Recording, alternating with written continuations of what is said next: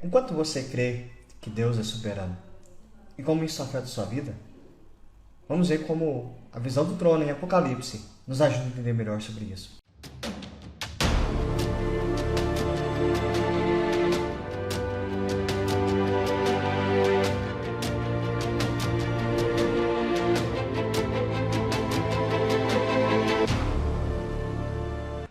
Então vamos dar sequência ao nosso estudo no segundo ciclo que nos aparece aqui em Apocalipse.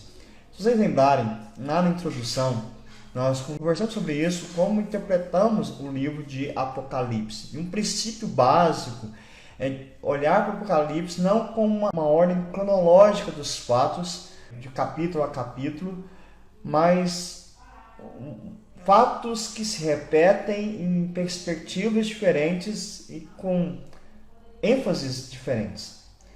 O primeiro ciclo que nós vimos, a glória de Cristo, que traz essa revelação ao seu servo João. João contempla o Cristo glorificado, e esse Cristo glorificado é lembrado nas 7 cartas. A cada início de carta, nós vemos a glória de Cristo. E um aspecto importante é que Cristo glorioso, ele tem domínio sobre a sua igreja. A sua igreja está em suas mãos. Uma igreja que passa por desafios, passa por perseguições externas, passa por falsas doutrinas produzidas internamente no meio da igreja. Então, a igreja, ela enfrenta muitas lutas, tanto nos dias de João, as 7 igrejas da Ásia Menor, como a igreja de hoje. E sempre vai enfrentar esses 2 tipos de desafios, externos e internos. Essa primeira parte que nós vimos, que vai do capítulo 1 ao capítulo 3, nós podemos dizer que é a perspectiva da igreja militante, da igreja aqui na terra. Como que lidamos com a glória de Cristo e enfrentando os desafios que nós vivenciamos. O capítulo 4, 5, 6, 7, nós vamos ver o segundo ciclo, numa perspectiva agora do céu, olhando para essas situações da glória de Cristo e da desafios e lutas que a igreja passa. Agora, não vamos olhar somente para a igreja militante, a igreja aqui na terra, mas também iremos contemplar a igreja triunfante, a igreja que já venceu, daqueles que já estão contemplando a glória de Deus, ou numa perspectiva maior, daqueles todos que irão contemplar a glória de Cristo Jesus quando tudo se consumar. Porque a grande mensagem de Apocalipse é justamente essa: todas as coisas irão se consumar na volta de Cristo Jesus. A volta dele é real e o livro de Apocalipse o tempo todo vai nos lembrar disso. Todos esses ciclos vão apontar para essa verdade. Nós temos que enxergar o tempo todo o anúncio que ele vem, que o Senhor vem. Nós vamos entrar nesse segundo bloco. A gente pode denominar esse segundo bloco como 7 selos. Se o primeiro nós vimos as 7 igrejas, agora veremos os 7 selos do Apocalipse. E aqui, para algumas pessoas, já começa a ficar aterrorizador. Já começa a botar medo. Mas lembremos, não é nada diferente do que já vimos nas 7 igrejas. O que vai ser apresentado aqui é algumas perspectivas mais gerais, mas questão de sofrimento, de luta, perseguição, situações complicadas. Nós já vimos isso e vai permanecer. Hoje nós vamos nos concentrar no capítulo 4, que vai nos dar o parâmetro justamente para entendermos depois os 7 selos. Então vamos olhar para o trono de Deus. Em seguida, nós vamos ver o Cordeiro de Deus junto ao trono, no capítulo 5. No capítulo 6, nós veremos o juízo de Deus. No capítulo 7, a descrição do povo de Deus. Lembremos também que nas 7 igrejas, nas 7 cartas, um aspecto fundamental também que nos foi lembrado é que o juízo de Deus, a justiça de Deus sempre se manifesta. Então vamos olhar para o trono de Deus, no capítulo 4. O que é interessante aqui, é que olhamos no capítulo anteriores, nós vimos as 7 igrejas. E ali mostrou o pecado, a igreja pecaminosa, as pessoas pecaminosas, as pessoas que erram. E adentramos agora para uma perspectiva da santidade, do esplendor de Deus. Nós saímos de uma perspectiva de pecado, de falhas, para uma perspectiva agora de grandeza, de perfeição que encontramos em Deus.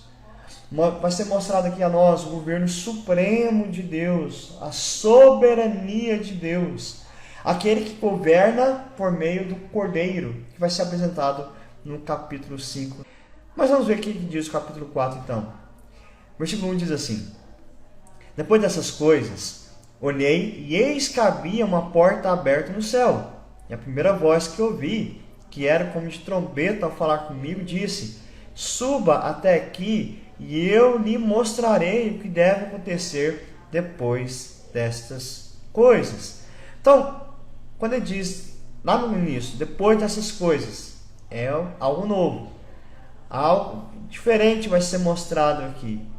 Quando ele se coloca diante do trono de Deus, e não é a primeira vez que isso acontece. Isaías contemplou o trono de Deus, Daniel contemplou esse trono de Deus. Não é algo novo nas Escrituras. O que João está contemplando aqui é mais uma vez a afirmação da soberania de Deus. Ele diz que na sua visão tinha uma porta aberta no céu. Significa que João teve uma visão limitada do céu, ele não viu todo o céu. Não foi dado a ele entender toda a complexidade do céu, toda a grandeza do céu. Ele viu uma parte, algo bem específico, que Deus queria revelar a ele. Ele diz que ele ouviu com uma voz de trombeta, como ele tinha escutado lá no começo. Normalmente ele ouve essa voz na ideia de uma revelação que está para ser dada. Então, João, fique atento. Algo novo, uma revelação vai ser mostrada a você aqui. Te mostrarei o que deve acontecer. Interessante que o deve acontecer não é uma possibilidade. Não é talvez venha a acontecer, João. São coisas que irão com toda certeza acontecer.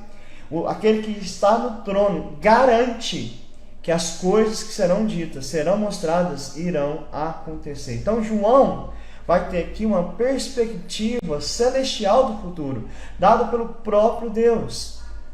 É claro que nós veremos aqui que João não vai ter detalhes do futuro, é uma perspectiva geral.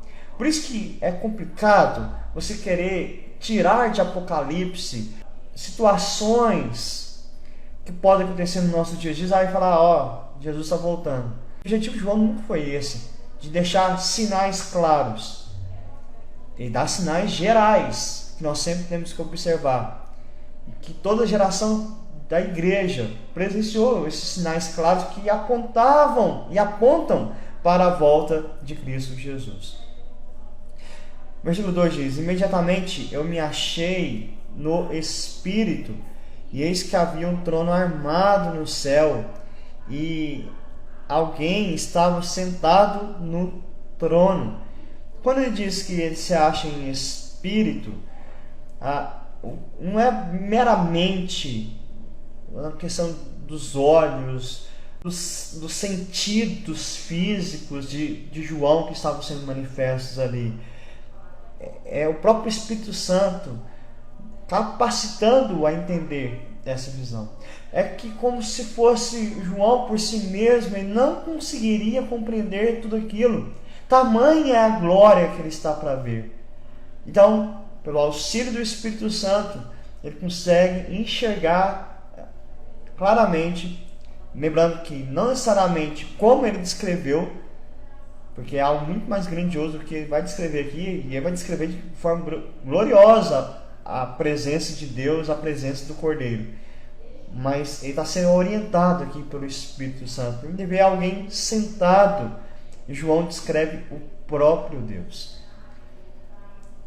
Um cuidado que nós temos que ter aqui, quando João faz essa descrição, ele não está indo contra a Êxodo 20, que o Senhor fala que não farás imagem diante de mim. Quando João descreve aqui o trono, você não precisa ficar criando a imagem de que Deus é assim. Não é esse o intuito de João. Ele está descrevendo Deus de modo grandioso.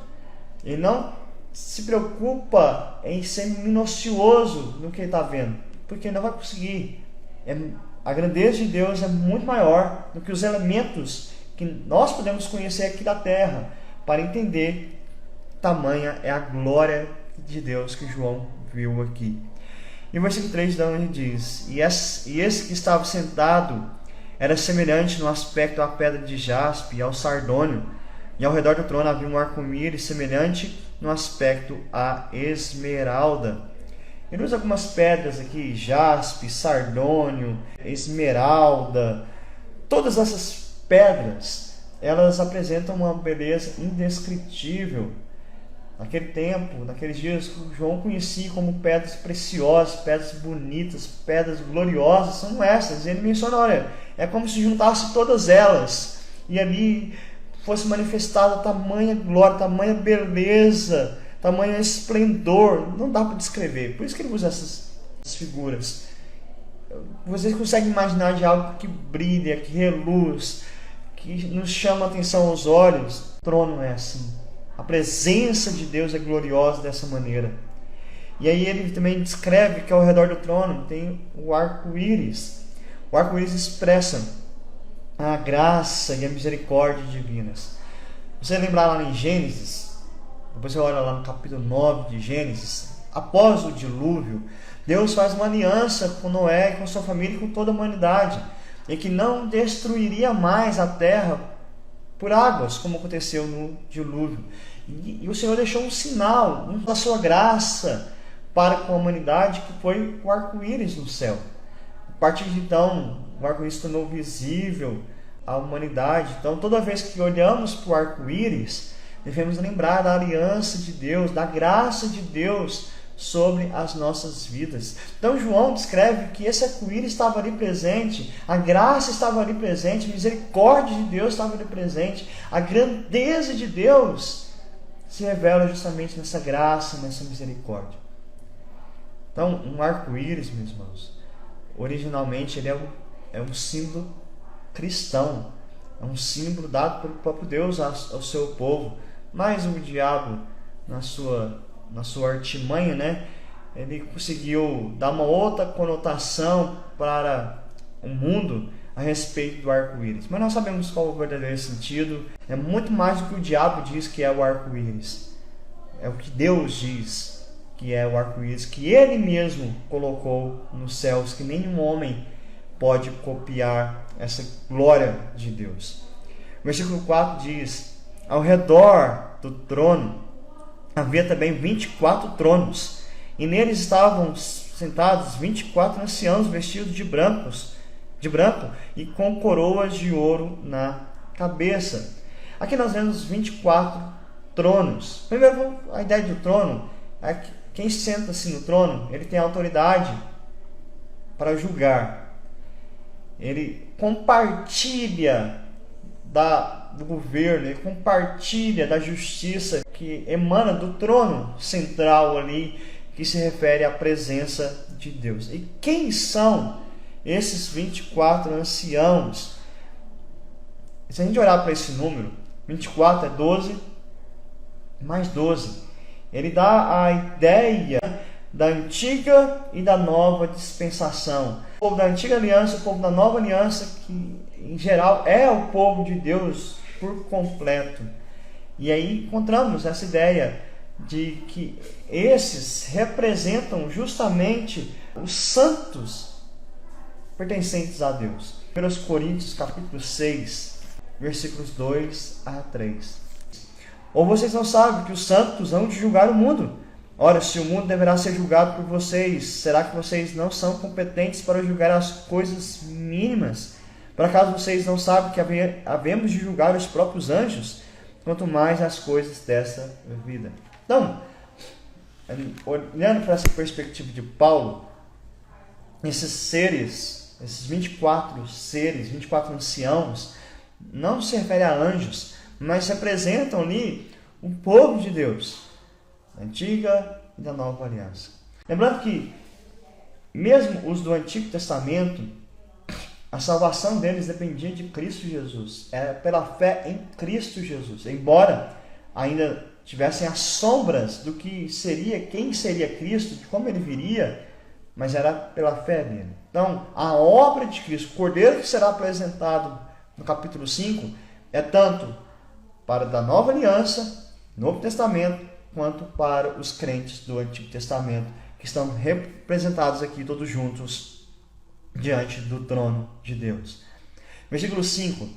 Do trono saíam relâmpagos, vozes e trovões, e diante do trono estavam 7 tochas de fogo. Estavam acesas 7 tochas de fogo, que são 7 Espíritos de Deus. A ideia de relâmpagos, vozes e trovões sempre retrata a majestade e a grandeza do Deus Todo-Poderoso. Você lembrar lá no Êxodo também, antes da revelação dos 10 mandamentos, lá em Êxodo 19, no Monte Sinai, a glória de Deus se manifesta justamente com relâmpagos, trovões, terremotos também vão trazer essa ideia, apontando para a majestade de Deus. Olhar para esses fenômenos naturais, nós temos uma dimensão do poder de Deus. E também diz que diante do trono tinha 7 tochas acesas, que são os 7 Espíritos de Deus. Nós apresenta a plenitude do Espírito Santo diante do Senhor. O Deus Trino se apresenta aqui.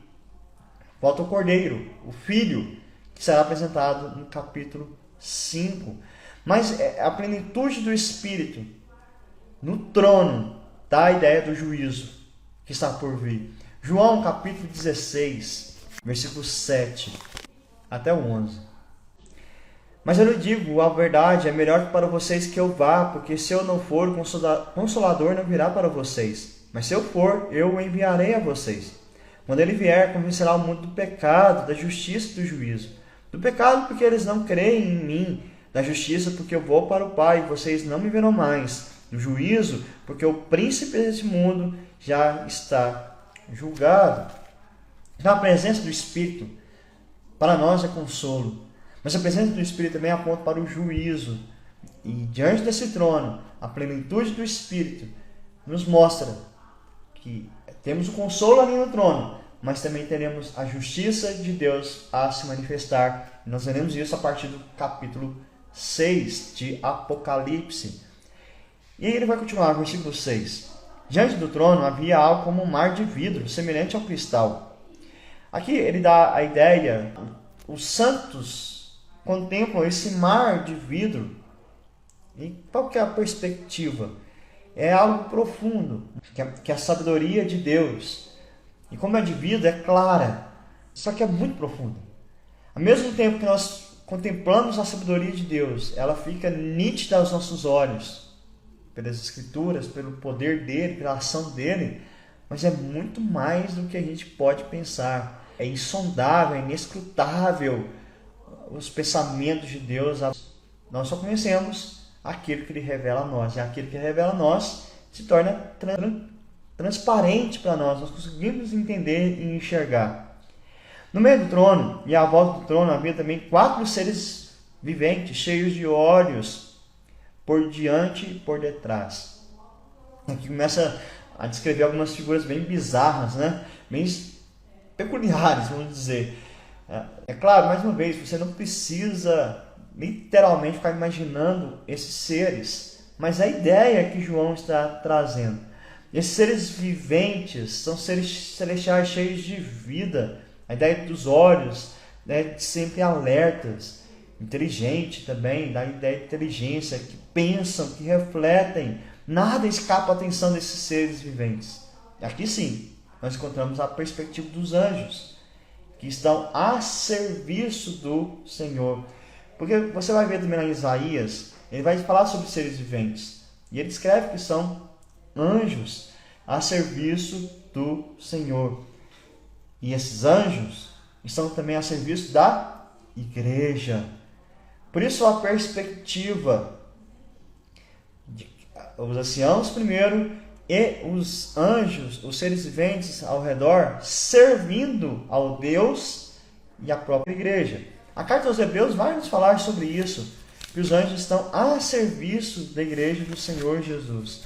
Hebreus capítulo 1, versículo 14. Não são todos eles espíritos ministradores enviados para serviço a favor dos que hão de herdar a salvação? Então aqui ele falando dos anjos, eles estão a serviço da própria igreja. Mas vai descrever mais esses seres viventes. Versículo 7. O primeiro ser vivente era semelhante a um leão, o segundo era semelhante a um novilho, o terceiro tinha um rosto semelhante ao do ser humano, e o quarto ser vivente era semelhante à águia quando está voando. Então, umas seres viventes com perspectivas diferentes, um parecia um leão, outro novilho, um homem, uma águia. Qual que é a ideia? Pense nas qualidades dessas figuras. Por exemplo, o leão, coragem, ousadia, um novilho, né, que é o boi, uma força, uma persistência, um homem com a sua inteligência, com a sua sagacidade, a águia com a sua prontidão e velocidade. Tudo isso a serviço do Senhor, sempre atentos, a serviço da igreja. Por isso que aqui não há possibilidade de adoração a anjos. Como Paulo já tinha dito, João também fala sobre isso, não há possibilidade de reverenciar anjos. Anjos são servos da igreja. E ele continua, versículo 8. E os 4 seres viventes, tendo cada um deles, respectivamente 6 asas, estavam cheios de olhos ao redor e por dentro. Não tinham descanso, nem de dia, nem de noite, proclamando: Santo, Santo, Santo é o Senhor Deus, o Todo-Poderoso, aquele que era, que é e que há de vir. Essa descrição desses seres viventes com asas é semelhante, como eu disse antes, a Isaías, capítulo 6, versículo 2. Lá descreve esses anjos, os serafins, reverenciando o Senhor, eles que não têm descanso nem de dia nem de noite, dando a ideia de eternidade. Estão o tempo todo ao serviço do Senhor. É plantão 24 horas, sem troca de turnos. E eles não se cansam. Servem ao Senhor o tempo todo, nunca fraquejam. E estão diante dele, proclamando: Santo, Santo, Santo. Esse atributo de Deus é o único que se repete de modo tríplice, 3 vezes. Por quê? Aqui a ideia dessa repetição é mostrar que Deus é santo em todos os seus aspectos. Deus é santo em amor, Deus é santo em justiça, Deus é santo em misericórdia, Deus é santo em poder, Deus é santo nos seus desígnios, Deus é santo o tempo todo. Ele é perfeito, aqui aponta para a sua santidade. Santo, santo, santo é o Senhor Deus, o Todo-Poderoso, aquele que detém todo poder. Qualquer poder desse mundo emana de Deus. Isso é interessante. Se alguém ocupa posição de poder, é porque Deus concedeu. Se você tem poder sobre alguém, como um pai tem sobre o filho, ou no trabalho, ou você exerce influência sobre a vida de alguém, saiba que esse poder emana de Deus. Ninguém tem poder por si mesmo. Ninguém. Todo poder vem de Deus, é concedido por Deus a nós. Então, Deus, Ele é o único todo-poderoso. Ele nunca erra, Ele nunca fraqueja, Ele nunca perde. Deus é o único, de fato, todo-poderoso. Ele é aquele que era, que é e que há de vir. E aqui dá a ideia de transpor tempo. É o mesmo antes, o mesmo agora e sempre será. A eternidade, a imutabilidade de Deus, Ele não muda. Ele sempre será santo, Ele sempre será soberano, Ele sempre será eterno. Os seres celestiais declaram isso diante daquele trono. Eles estão constatando uma verdade. Eles não estão inventando nada. Eles estão apenas refletindo o que Deus de fato é. E versículo 9. Sempre que esses seres viventes davam glória, honra e ações de graças ao que está sentado no trono, ao que vive para sempre. Que eles davam glória, honra e ações de graças, apontando que Deus é o único perfeito, o único que merece louvor, é o Deus da criação, é o Deus da redenção, é o Deus que todas as graças, toda a gratidão devem ser voltados a Ele. Embora esses anjos, por si mesmos, não fossem alvos da graça de Deus, porque não foram anjos caídos, e os anjos caídos não são alvos também da graça de Deus, porque eles não têm perdão para eles, mas esses anjos contemplam Deus agindo com misericórdia, com graça na vida da sua igreja. Então ele diz, olha, esse Deus que faz a obra na sua igreja, esse Deus que é santo, esse Deus que é poderoso, que é eterno, é o Deus justo, e é como se ele estivesse dizendo a nós, vocês verão isso. Vocês entenderão isso, nós estamos declarando aqui. E aí ele continua, versículo 10, os 24 anciãos se prostravam diante daquele que está sentado no trono, adoravam o que vive para todo sempre, depositavam suas coroas diante do trono, proclamando.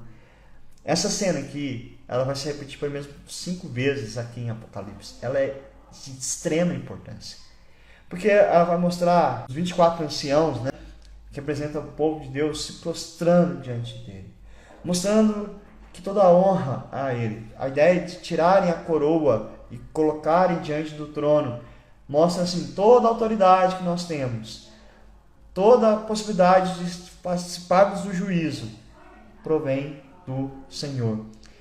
O Senhor é que merece. Nós somos seus servos. Nenhuma honra, nenhuma homenagem é para nós. Toda honra e toda glória seja dada ao Senhor. E aí, proclama também, versículo 11, Tu és digno, Senhor, e Deus nosso, de receber a glória, a honra, o poder, porque criaste todas as coisas por Tua vontade, elas vieram a existir e foram criadas. Tu és digno. A ideia aqui é de só o Senhor, mais ninguém. O Senhor é o único digno de receber honra, louvor, o poder pertence a Ti, não pertence a mais ninguém, porque o Senhor criou todas as coisas. Esse é o primeiro princípio. Ainda não está sendo tratada a redenção, ela viria depois. Mas se olharmos só para a criação de Deus, já poderíamos dizer tudo isso mesmo que está sendo dito aqui, que Ele é santo, que Ele é poderoso, que Ele é eterno, que Ele é o único que é digno de receber toda a honra, porque o poder dele é revelado na criação desse vasto universo. Deus é soberano sobre a sua criação. Então, por isso que Paulo vai dizer que os homens são indesculpáveis de se rebelarem contra Deus, dizendo, nós não conhecemos Deus. Porque ele diz que a criação expressa essa glória de Deus, como estão louvando aqui. Estão louvando a Deus pela revelação dele geral, da criação. Porque tudo foi criado, e não de modo aleatório, não por acaso. Foi por causa da vontade de Deus, conforme o querer dele, conforme o projeto dele, arquitetado por Deus. No primeiro momento, irmãos, nós devemos olhar para Deus e agradecê-lo pela criação. Tudo que Ele fez. Agradecer para a nossa vida. Agradecer pelo sustento que Ele nos dá. Ele está o tempo todo no governo. Isso que é importante para o Apocalipse. Saber que o Senhor é o Deus da história. É o Deus sobre toda a criação. Por causa da tua vontade, todas as coisas vieram a existir. Todas as coisas foram criadas. Você e eu não somos fruto do acaso. Nós não estamos aqui de forma aleatória. Deus tem propósito na nossa vida. E o propósito agora é de olharmos para Ele e entendermos que Ele é esse Todo-Poderoso. Por que isso é importante, irmãos? Na sequência, vai falar a respeito dessa criação caída. Apesar de Deus ter criado tudo perfeito, por causa do pecado, essa criação caiu. ela estava condenada, mas Deus traz restauração, traz redenção, mas Deus também traz juízo. E quando olhamos para o juízo de Deus sobre a terra, sobre a sua criação, nós devemos entender que Ele está no controle de todas as coisas. Assim como a ênfase maior nos 3 primeiros capítulos foi mostrar que Cristo tem a sua igreja em suas mãos, a ênfase aqui agora vai mostrar que Cristo tem o mundo em suas mãos e não somente a igreja. Mas isso a gente vai ver nos próximos episódios. Eu quero só finalizar com 3 coisas que você não pode esquecer desse capítulo 4 de Apocalipse. Primeiro, não se esqueça da soberania de Deus. Não se esqueça que Ele é soberano, que a vontade dEle prevalece. Isso traz conforto ao nosso coração. Saber que Deus é soberano é saber que nossa vida está nas mãos dEle. Não se esqueça do poder dEle. Ele é poderoso para fazer infinitamente mais do que nós pensamos, sonhamos, imaginamos. Deus é poderoso para fazer aquilo que é impossível aos nossos olhos. Ele faz. Esse Deus que nós servimos. Então, diante da sua vida, das adversidades que você enfrenta ou que ainda irá enfrentar, lembre-se que Deus é poderoso para mudar situações que nos afligem todo dia. Ele ressuscita até os mortos. Ele vai nos ressuscitar no último dia. Ele nos dá vida. E não se esqueça da santidade de Deus. Deus é santo. Ele é perfeito. Deus não habita com o mal. Nesse sentido, nós devemos olhar para o nosso coração, para as nossas atitudes. Quantas vezes nós afrontamos a santidade de Deus? Às vezes esquecemos dessa santidade. Por isso que o capítulo 4 vai nos lembrar da glória dEle, da santidade dEle. E devemos dizer, Senhor, nós somos pecadores diante do Senhor, que é todo santo. E arrepender dos nossos pecados, olhar para esse Deus santo e seguir o que Ele diz a nós, sede santos como eu sou santo. O padrão é alto. E quantas vezes a gente brinca com isso? Quantas vezes a gente não olha para esse padrão? A gente olha ao contrário. A gente olha para o mundo e tenta imitar o pecado do mundo e não a santidade de Deus.